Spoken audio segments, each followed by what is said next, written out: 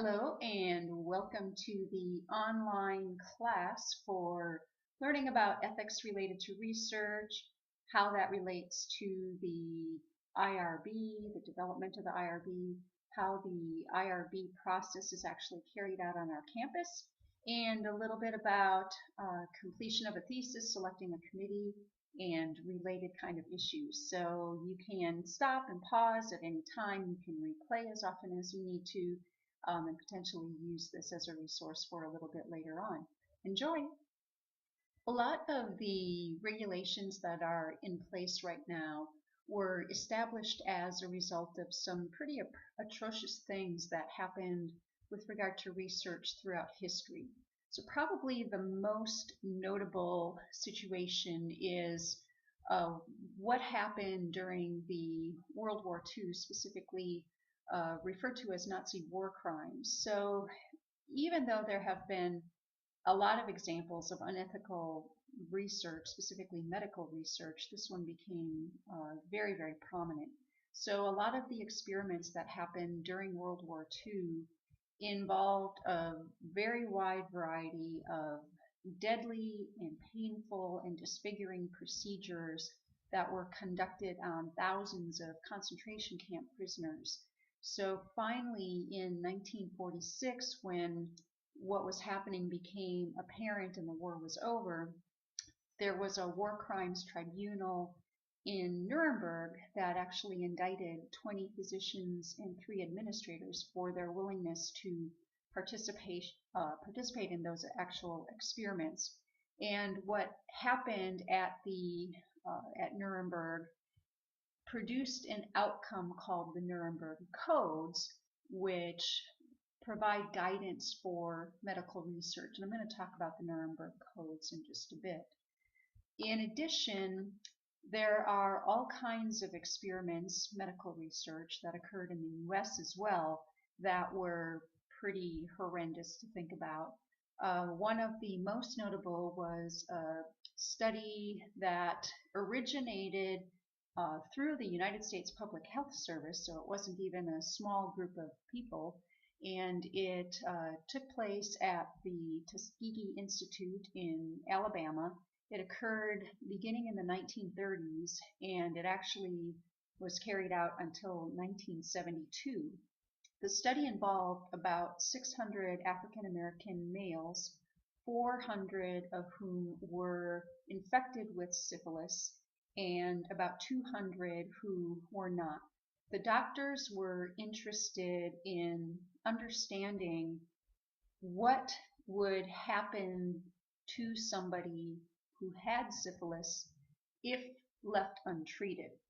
So, so what the medical researchers did was they told those who were infected that they were receiving treatments, and in fact they weren't receiving treatments, and in fact they were engaged in experimental testing such as spinal taps, which really didn't have anything to do with treatment of syphilis. But because the people in the study were poor black men, they were getting some kind of medical treatment as just by basis of or by virtue of being in the study. So they consented to it, but they didn't really consent to what was actually occurring.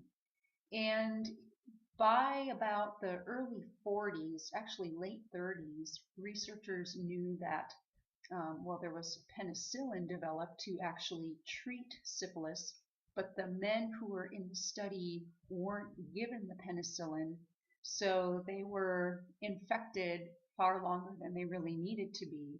So the one thing that happened to basically end the study was that the press got hold of what was happening, and that's what led to the conclusion of the study in 1972. And this is actually what produced what's called the Belmont Report, which I'll talk about in a bit as well. There was another study that was conducted at the Jewish Hospital in New York, and this study was performed on primarily chronically ill patients, most of whom had dementia. What the doctors were interested in was well, their premise was that normal people or healthy people who were exposed to the cancer virus would, or who were exposed to cancer, would mostly be able to fight it off. But people who were already compromised in terms of their immune system wouldn't be able to do so. So in the study, they actually injected not healthy people, but they injected these patients with the cancer. Um, they injected cancer into these people. And so the issue was that while these people were not healthy to begin with, they were in no position to consent to being injected with live cancer cells. And so the doctors were basically using them as kind of a disposable population. And another pretty atrocious thing that happened in our history, and a lot of these, the Jewish hospital study and the Willowbrook study occurred in the 1960s. Willowbrook was a state school for mentally retarded children that was located in New York, and it was an institution where at the time there really weren't that many options for parents who had mentally retarded children to be able to take their kids to for any kind of treatment or institutionalization. So what happened was that the residents of this school, the Willowbrook School, often contracted hepatitis just by virtue of being in that environment. And what doctors did was they actually began a study where they injected the hepatitis virus into some of the residents of the school because they were interested in studying drugs that could potentially treat hepatitis. But the children who were there and their parents never consented to being injected with the virus.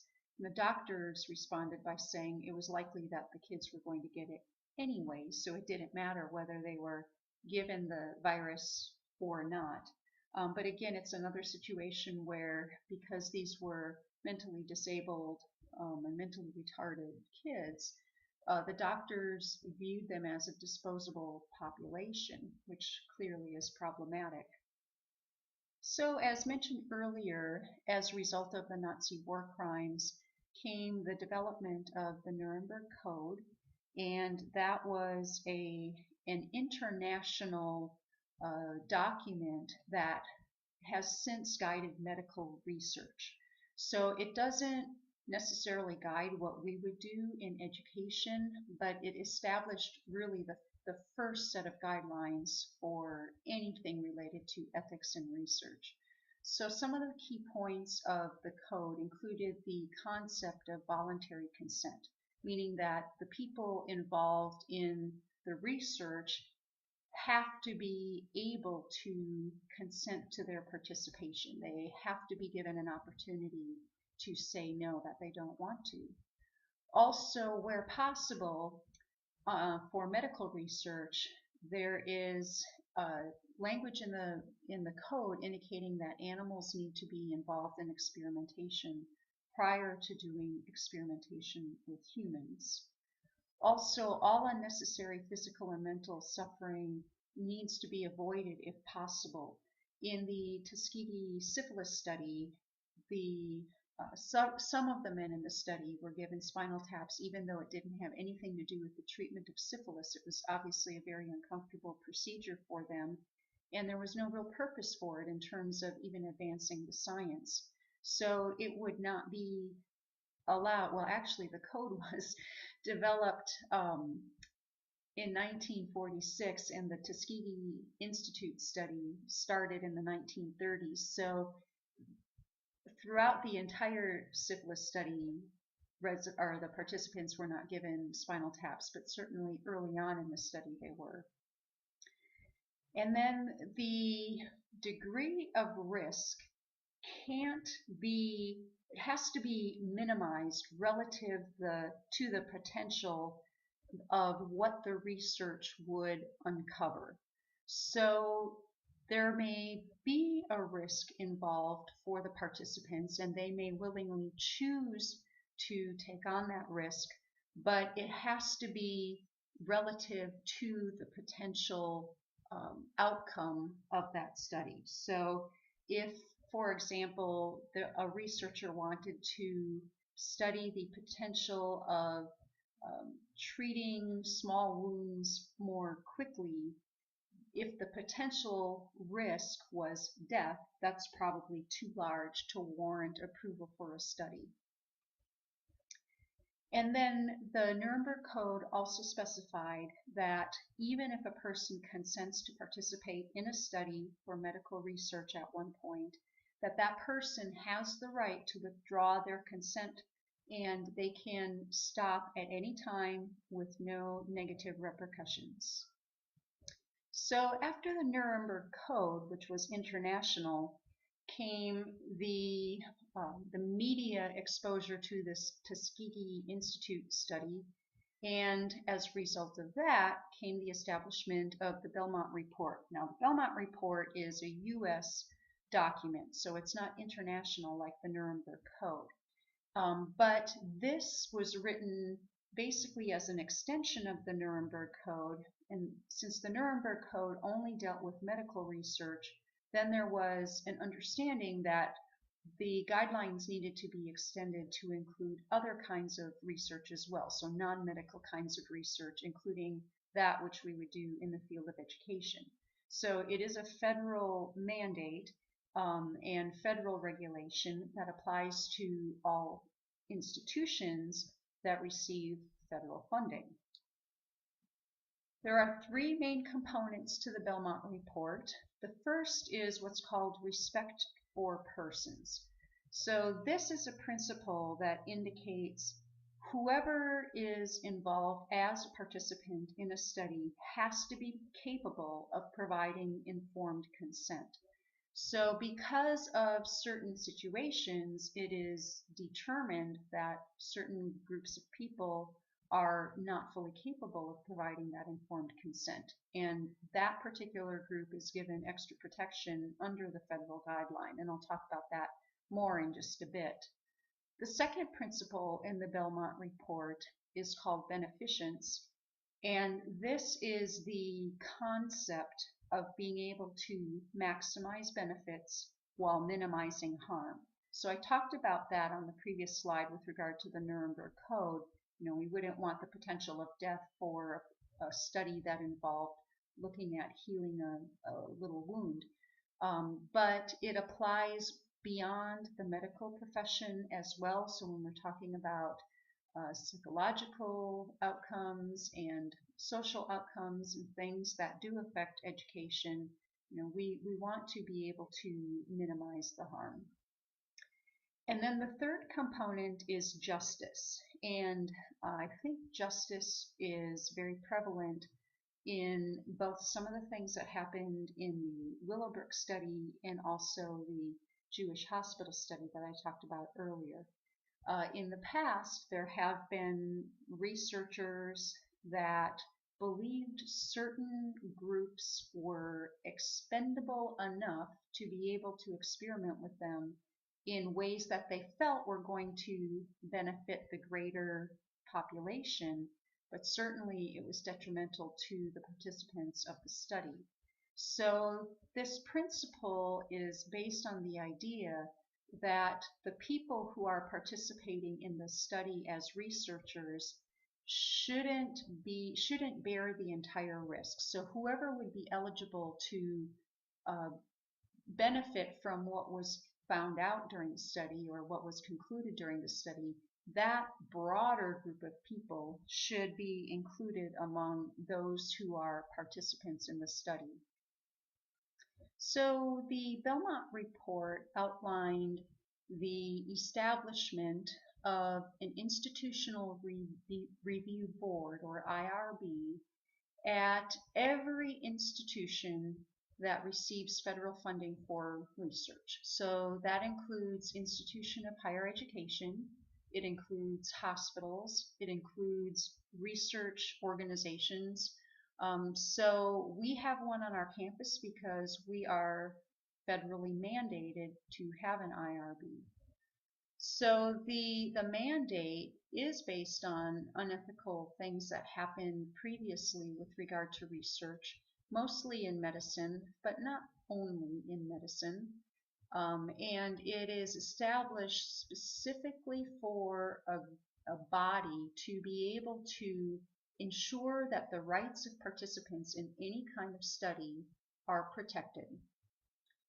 In addition, it also provides protection to the researcher, at least here on our campus, because anybody who receives approval for a study from the IRB and then encounters any kind of legal issue with regard to a participant, it means that having IRB approval would give that researcher the institution's legal counsel to be able to move forward with any kind of a lawsuit. So hopefully you wouldn't be in any kind of situation that would warrant that, but certainly as a researcher, it's really good to know that you would be protected this way. So the role of the IRB provides guidelines for protection of human subjects. There's also an equivalent body that looks at ethical treatment of any animals in research.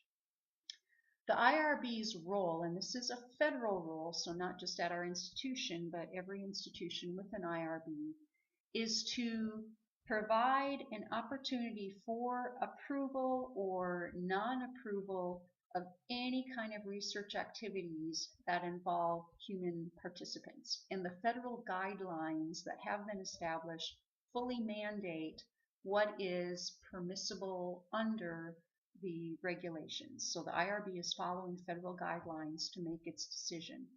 So they examine any study that involves the participation of human subjects, and what their job is to minimize the level of risk that the participant would incur by participating in that study. So it's possible that the IRB might mandate a change in a study's design if it determines that what's being carried out would pose more than a minimal risk to the participants. On our campus, typically what they would ask students and faculty to change involves wording on an informed consent form. It might involve if a researcher wants to videotape an individual or audio tape an individual, they might ask for additional protection. Those are the normal things that the IRB would ask somebody to change. I'm not aware of any situations in which the IRB actually denied a study, and I was on the IRB for 5 years, so I encountered a lot of different research proposals that were being forwarded by both students and faculty. They want to encourage research. They just need to make sure that what's actually being carried out is done so in an ethical manner. The IRB will also require the researcher to provide appropriate information to the participants in order to maintain the level of protection that is consistent with the federal guidelines. I mentioned earlier that the federal guidelines, specifically the Belmont Report, provides additional protection for certain groups of people who might be incapable of providing their own consent or full consent to participate in a study. So these are called vulnerable populations in general, and there are several groups that fall under this category. The one that is most commonly present in a study in education is any minor. So if you are interested in including minors in your study, then you not only have to have their consent, but you would also have to have the consent of their parent or guardian, because they are considered to be not fully capable of knowing what they're getting into and consenting to that. Also, other individuals that have questionable capacity to consent would fall under the vulnerable population category. So it could be people that have mental disabilities. It could also be comatose patients who wouldn't be in a position to fully consent to something. Prisoners also are considered a vulnerable population because prisoners will tend to volunteer to do things that look favorable on their record, potentially with the possibility of getting early parole. And so they might feel like they need to consent to something even if they don't want to consent to something, just because of that reason. So any research with prisoners is going to be scrutinized more heavily. It doesn't mean that it won't be approved. It just means that their rights need to be protected, and the IRB would go to extra lengths to make sure that happens.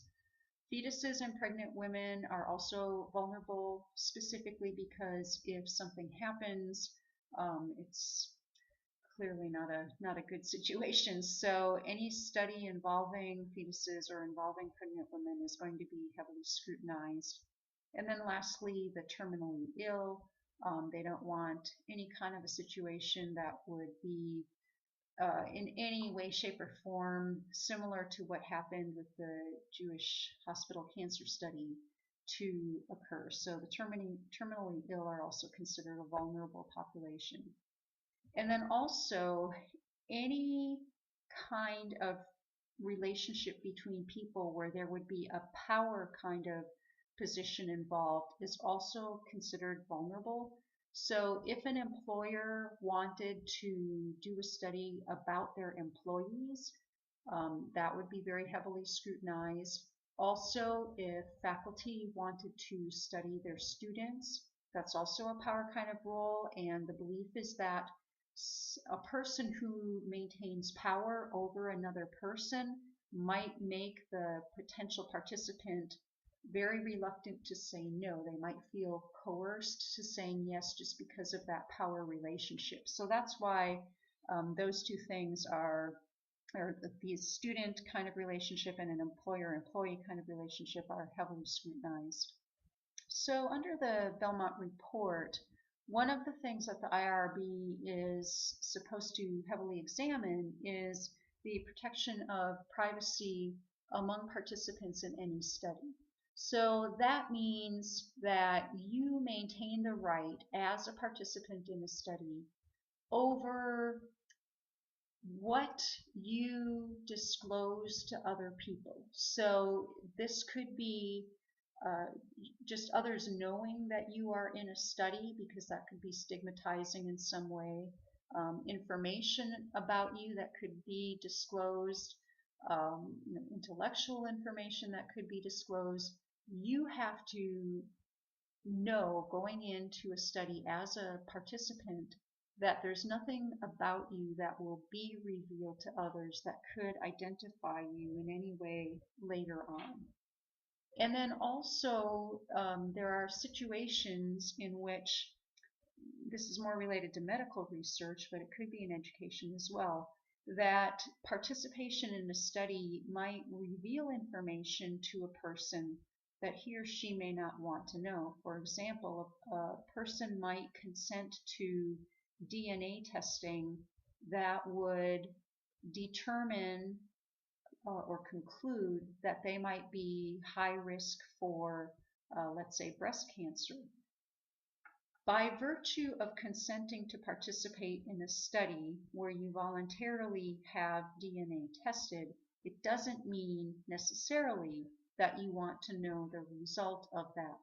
So even though a researcher may know something about you as a result of your participation, you as a participant still get to maintain the right to determine whether you want to know. So that's what unwanted intrusion refers to here. So in addition to privacy, there's also a protection of confidentiality. So if I were conducting a study, I don't have the right to share any kind of information with other people that could be directly linked back to them. So I don't have the authorization to share my raw data with others unless the IRB approves it. And that will be one of the things that you would actually address when you're applying to the IRB. Also, there are situations where the IRB will permit the researcher to not have informed consent that has a person's signature on it. The norm would be that a person has to sign off on a document and the researcher maintains that document.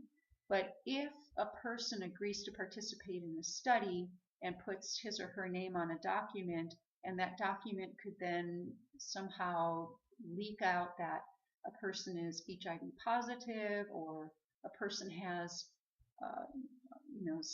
a diminished mental capacity or something else to that effect, that could be a threat to confidentiality. And that meaning, just by virtue of signing off on a document, you're saying you have X or Y or Z, and so in those cases the IRB would waive the written informed consent. So there are several elements of informed consent that need to be incorporated into every study involving human subjects. First, the participants must be competent. So if they are in one of those vulnerable population groups, then that's going to be heavily scrutinized. All relevant information has to be disclosed to participants. So you can't not tell the participant what the purpose of the study is because you're afraid that if they know, it's going to change the outcome. It's possible that the IRB might allow you to not disclose the entirety or disclose the specifics, but every participant in a study has to know what he or she is consenting to. The participants have to comprehend the information, and that can be a touchy thing if the participants in your study are kids, because at what point does a child actually understand what you're asking of them? So you have to present the information in a way where whoever the participants are, that they really understand what it is they're doing. The participants have to agree to whatever it is you are suggesting will happen as a part of the study, and that agreement has to be procured completely voluntarily and without coercion. So an example of coercion in the school setting would be if a teacher offers to give students extra credit for participating in a study. The student might feel coerced to participate because there's a grade hinging on their participation. If instead the teacher offered extra credit for returning an informed consent document that specified, yes, I want to participate, or no, I don't want to participate, then that's not problematic. So you have to think about what might be coercive based on any kind of a relationship you may have with potential participants. Also, everybody has to be able to withdraw from the study at any time with no negative repercussions. That is an element of the informed consent and actually will need to be noted on an informed consent form that the IRB would approve. In addition, the information about participation has to be communicated in a way in which the participants or potential participants or even parents and guardians fully understand it. So in studies that are carried out in area schools, that means if parents or guardians have to sign a consent form, it might have to be written in not only English, but maybe Spanish or another language as well. And the IRB might mandate that for educators who are doing research in areas that have high population of ELs. So our campus IRB has a website that contains all kinds of information, such as forms and information about the composition of the committee and federal documents and so on. It also has an informed consent form that is used that you could use as a template. So all you have to do is replace their language with whatever would be appropriate and applicable to your own study. So the IRB's website has, well, it's not got a lot there, so I think it's pretty easy to navigate. So under forms and publication, there's an actual application form. So for those of you who are doing a thesis, this is what the form looks like, and it's a form that you can actually fill in the information. It will require your signature and also the signature of your thesis chair. You will attach a document to it that addresses these 7 items right here, and that's what the IRB would get. So the form itself is pretty straightforward. In addition, the standard consent form instructions are listed here. Those are probably the 2 primary documents that will be of most interest to those of you who are taking the class. So the next big question is, what actually happens during an IRB review? So first of all, when they receive an application, the application is channeled to one committee member. That committee member is a faculty member or a community member who is on the IRB, and that person will do the initial review of the application. This reviewer is going to make a determination about whether the application is going to be exempt, expedited, or whether it has to go to the full IRB for more formal review. So a lot is contingent upon who initially gets the proposal. Specifically, the length of time that it might take for a proposal to be approved kind of depends on who gets it, unfortunately. You need to build in a little bit of time between when you submit your application to the IRB and when you ultimately get approval. When you do get approval from the IRB, you have approval to collect data for an entire year. If at the end of a year you're still in the process of collecting data, you can apply for an extension, and that will happen automatically. A staff member from the IRB will actually email you, ask you if you're finished with your data collection, and you can just reply and say yes or no, and they'll give you instructions if that's the case. So you don't necessarily have to be finished writing your thesis at that time, you just have to be finished collecting your data at that time. As I mentioned earlier, the initial IRB reviewer has 3 options for making a recommendation regarding your study. One of the options is granting your study exempt status. This means that your study doesn't need to be scrutinized by the IRB any further. So that is not a determination that you can make or that your thesis chair can make. It has to be made by an IRB member. And often that would apply to studies that don't actually involve human subjects, but in terms of education, there are a couple of other situations that would qualify as exempt. And the first one, and probably most important for us, is any kind of a study that would involve examining normal educational practices. So things that would go on in a classroom setting. If you wanted to find out whether students who participate in one program are more successful than students who participate in another program, that's standard educational practice. So those kinds of studies should qualify as exempt under the federal guidelines.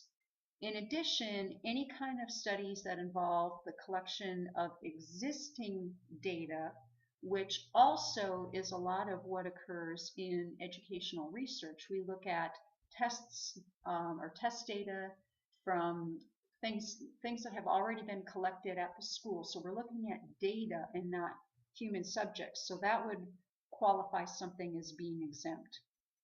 And then also uh, things that happen in public settings. For example, if I wanted to go to the mall and observe behavior of people who are walking around in the mall, that's public behavior. And if that was the way I was collecting data for my study, then that would also qualify as exempt.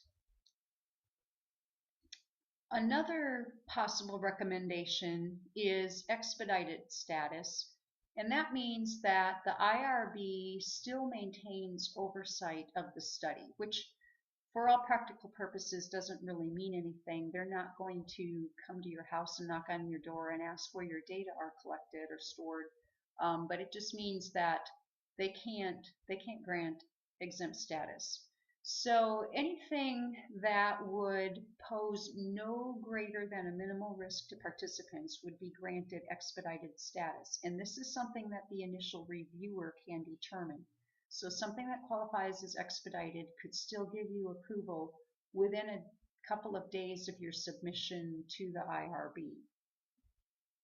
And then the last option that the initial reviewer has is to recommend that your study be reviewed by the full board. So if that happens, it probably means that your study involves one of the vulnerable populations, and so by federal guidelines, it has to go to the full board for more oversight. So if that happens, then you will be provided a date when the next IRB meeting is scheduled. There's usually one meeting per month, which sometimes there's not always a meeting in the summer months, for example. So you might have to plan a little extra time if you know that your study is going to involve children and it doesn't qualify as exempt under the federal guidelines. If you have to go to the full IRB, either you need to be there or your advisor needs to be there in order for your study to be reviewed. If neither one of you can be there, the IRB won't actually do anything with it. But what will happen during the meeting is they'll just ask questions about your procedures and methodology, and they might make some recommended changes with regard to some of the things that will occur regarding data collection. But it's more perfunctory than anything else. It just means you've got vulnerable participants in your study. So if it happens where you are proposing a study that requires you to go to the full IRB, it doesn't mean you did anything wrong or that your study is designed poorly. It just means you have a vulnerable population. So changing topics slightly, I just want to mention only a couple things about the thesis and dissertation guidelines that we have on campus. The hyperlink was included in the readings for this week, so I'm not going to go directly to the document. But for those of you that are writing a thesis or a project, just be aware that there are very, very picky guidelines regarding the margins, spacing, all of those kinds of things within the document. And there are people on campus who will actually measure and will make you redo things if they're not formatted the way the campus wants them. The thesis guidelines also include a section that describes verb tenses by chapter. So you might be writing your chapters prior to collecting and analyzing data, so it seems like it's appropriate to use future tense verbs. But ultimately, your study is going to be read after the completion of everything, and so you want to talk primarily in past tense about what transpired and what your recommendations were and so on. And then I just want to mention that the graduate school website has a link to a template that you can download. It's a Microsoft Word template that has all of the margins, the table of contents, the the appendices, the abstract, all of the dedication pages, certificate of approval, all of the things that you need to include in the document are in the template, and all you have to do is copy and paste chapter by chapter into the template, and everything ought to be formatted for you correctly. So when you get to that point, make sure you ask your thesis chair about that. It'll save you a ton of time to use the template, and you won't have to pay anybody to do it for you. So all of you who are engaging in the process, you need to choose your thesis chair, and you also have to choose committee members. Your thesis chair has to be a full-time tenure-track faculty member in your program. So if you're in school administration, it has to be, actually at this point it has to be Dr. Borba, because he's the only full-time tenure-track faculty. So who you pick is kind of contingent on your program. You have to have at least one other full-time tenure-track faculty on your committee, and some of our programs in the College of Ed require that you have two. So talk with your chair about who else will be on your committee.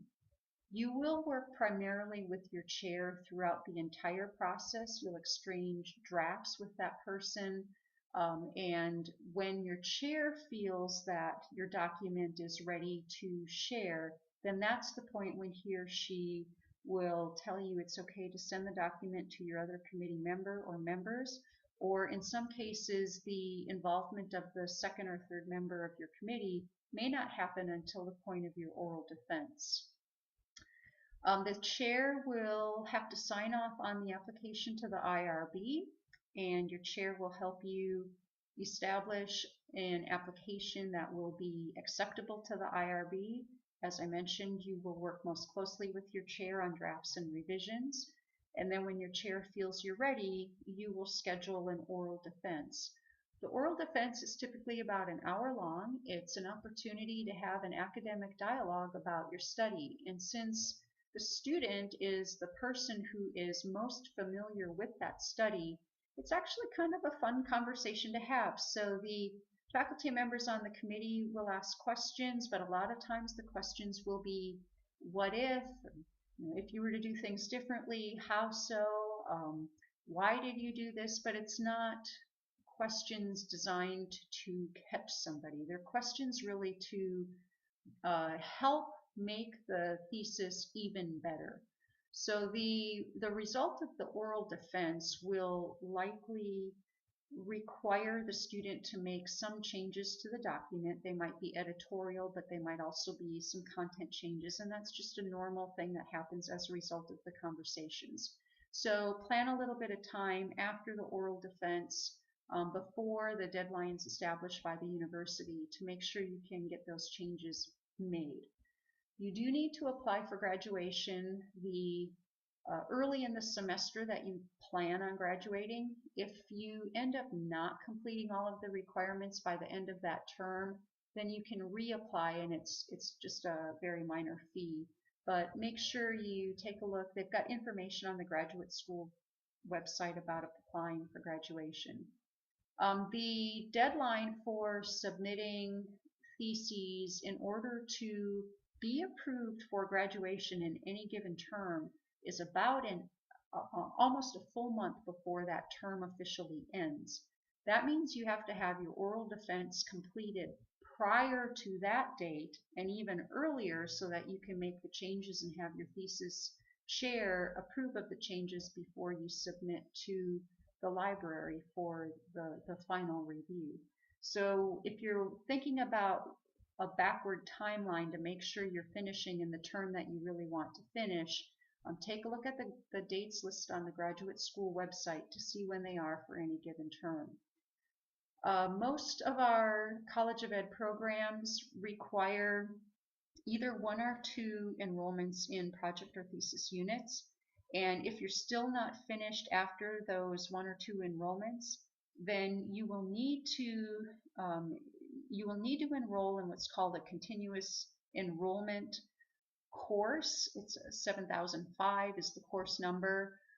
It's a $135 enrollment, so you don't have to pay full tuition, and it will still give you access to the library and other resources on campus. So your chair will talk to you about that if you get to that point. So that concludes the video presentation for this particular lesson. I will see you very soon. Bye.